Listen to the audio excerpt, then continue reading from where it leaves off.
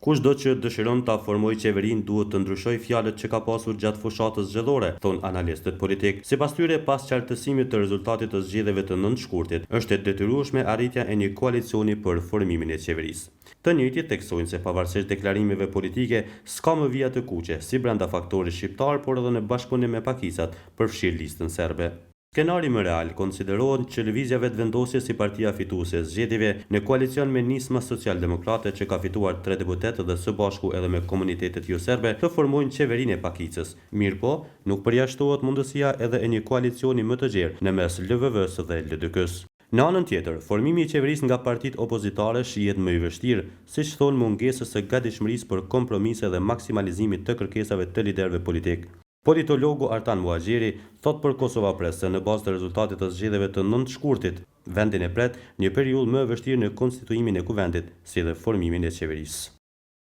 Kushdo që do ta themeloj qeverinë, duhet që të ndryshoj fjalët që i ka pas gjatë fushatës zgjedhore, pra nuk kam vija të kuqe, nuk mund të ketë si brenda faktorit shqiptar, ashtu edhe në bashkëpunim me pakicat. Prandaj konsideroj që na pret një periudhë shumë e vështirë e dialogimeve, e harmonizimeve, e kompromiseve. Asnjë skenar nuk është i përjashtuar, as shkuara në zgjedhje të reja, sepse duke pas parasysh kokëforcinë e liderëve politik të Kosovës nuk është pra e pamundshme që edhe kjo të ndodhë. Ekziston gjithmonë skenari i marrjes së 3 deputetëve të listë të nismës dhe të krijimit e një qeverie cila do të ishte me numra minimal, natyrisht duke përfshirë edhe pakicat, 20 deputetë të pakicave, por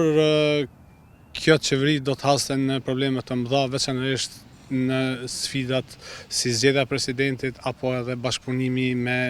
bashkinë ndërkombëtare dhe me Shtetet e Bashkuara të Amerikës. Edhe sipas analistit politik Arnor Sadiku, opsioni më real për formimin e qeverisë është ndërmjet lëvizjes vetëvendosje 3 deputetëve të nismas, siç deklaron peshkimi i ndonjë prej deputetëve nga partitë e tjera, si dhe komunitetet jo serbe. Ata shohin si mon opsionin që me bon një qeveri të pakicës LVV-ja, opsion mbetet peshkimi i deputetëve të opozitës në rast se nuk do të ketë deputet, le të themi, të mazhorancës për me i kriju numrat, dhe në ndë varet se kur t'ja do me bon një qeveri, le themi, minimale që deri në zgjedhje lokale me shku dhe me prish, pastaj mi bo zgjedhje të lokale dhe qendrore për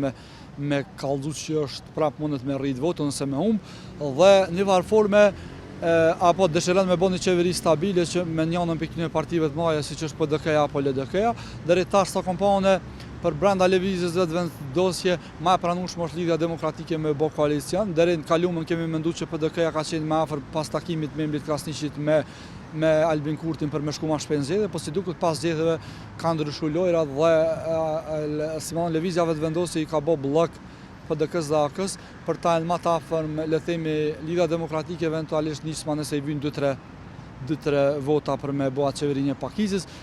Në anën tjetër, politologu Muhaxhiri thot për Kosova Press se aktualisht s'ka asnjë indikacion për formimin e qeverisë nga ana e partive opozitare. Aktualisht nuk ka asnjë indikacion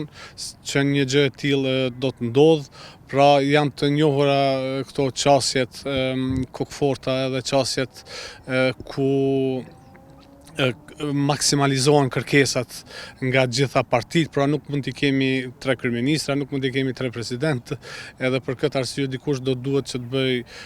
kompromis, mirë po me këto qasje deri në momentin e fundit nuk do të ketë qartësi.